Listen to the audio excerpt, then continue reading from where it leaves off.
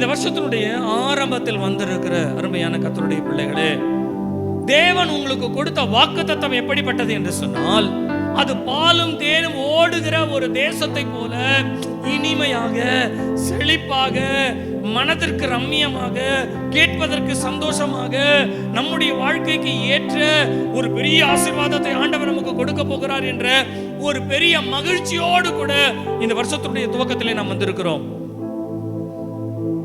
ஆனா இங்க இருந்து நீங்க கடந்து போக வேண்டிய இந்த வருஷத்தை நீங்கள் யோசிப்பீர்கள் என்று சொன்னால், ஒரு பகுதியிலே வாக்குத்தத்தம் நமக்கு சந்தோஷத்தை கொடுக்கிறது, ஆனால் நாம் போக வேண்டிய பாதை நமக்கு பயத்தை கொடுக்கிறது.